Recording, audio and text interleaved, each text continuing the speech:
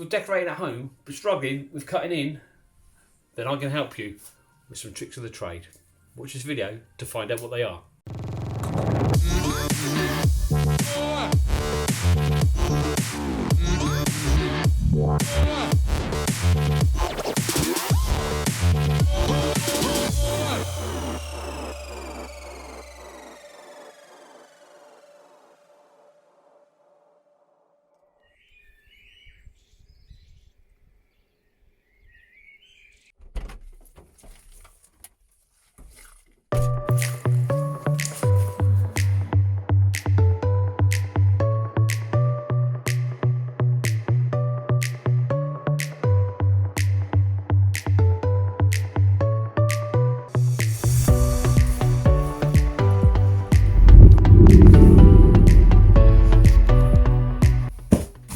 To make cutting in a lot easier, there are a few little tricks that you need to know.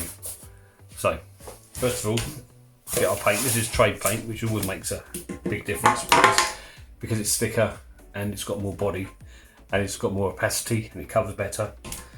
So always buy trade paint where you can. So what you need to do is get your trade paint, pour a bit into a kettle, like that. There you go. And then before you start painting, you need to add a little bit of water because you're going to use this to do your cutting in. So always juice down what you're cutting in with a little bit of water because it makes it a lot easier to get the brush to flow into the cracks and the lines. So if you're trying to use it not thin down and thick, it does make life a lot harder. So that's the first little tip, is to add a little bit of, not a great deal, just a drop of water to your to what you're using to cut in. It just makes, it's a little drop of water makes a big difference. Keep the stuff that you're going to roll the wall with thick. Don't thin that down, but definitely thin down the paint you're cutting the wall in with. There you go. You don't need to, like I say, you don't need a lot. Just get it to that sort of consistency. So that's your first little trick. And now on to the brushes and cutting them all in.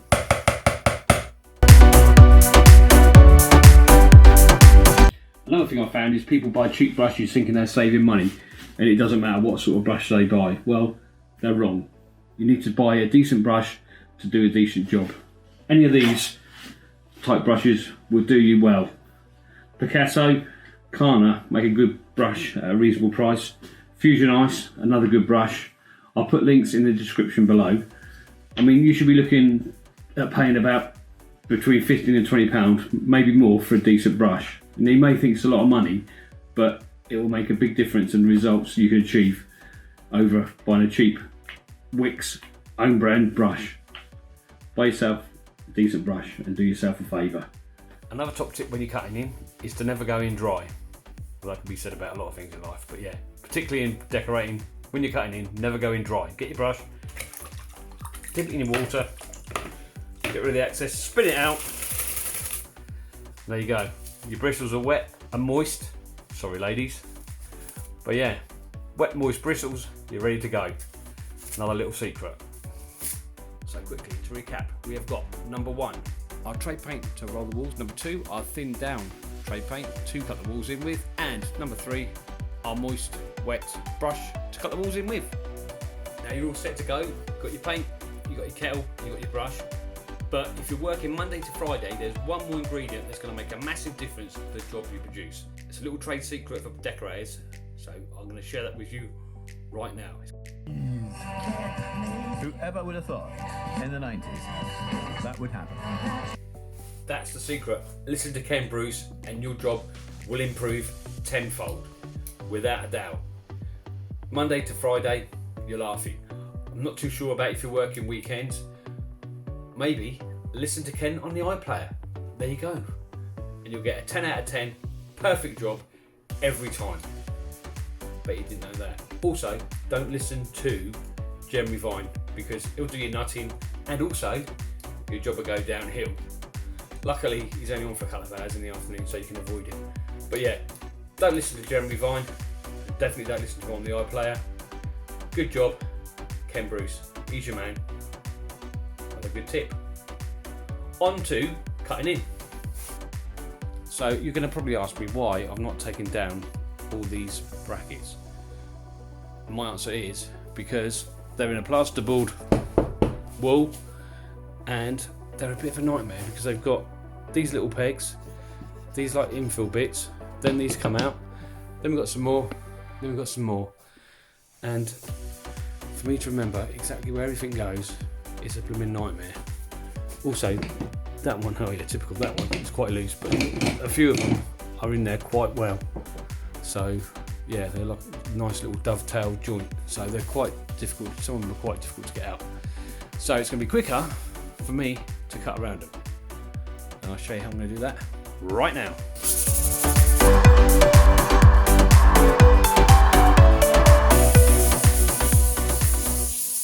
We've rubbed the wall down, give the new paint a nice key, ready to go. So let's load the brush up. So to load up the brush properly, dip it into the paint, and then just tap off the excess off on the side of the kettle, like that. So then you've got your brush loaded up, ready to cut in with. Now we've loaded the brush up, what you need to do is just run a quick line down along the side of where you want to cut in, and then basically, if you need to load the brush up again, load it up. But then you just slide it in, push the bristles, apply a little bit of pressure to the edge of the brush, and just slowly come down the edge like that. The idea of the first applying the paint there, so that when you apply the second coat to cut in, it gives you something, a little bit of glide, a little bit of paint to slide into. Just makes life a lot easier.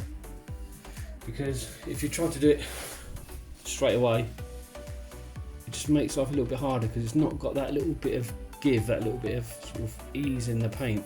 You can do it, but it's just a lot harder. Yeah, just apply a little bit of pressure to the edge of the bristles, and there you go. I mean, it might be an idea to practice on a bit of cardboard first, maybe. Get that like that, and then run it down there. There you go. And that's it. As with anything in life, the more you practice, the better you get, apparently.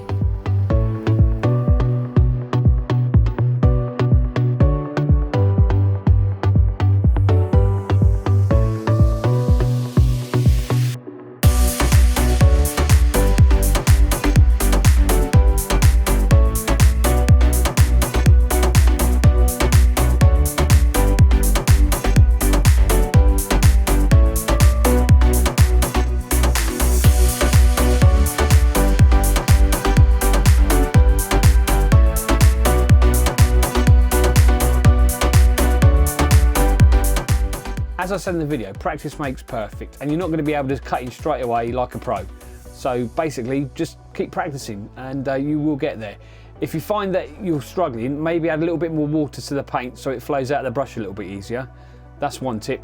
But apart from that, really, it's just practice, and you're going to get good at it. So just keep going. If you've got any questions or comments, definitely leave those below and I'll do my best to answer them for you. If you found this video interesting, please click subscribe.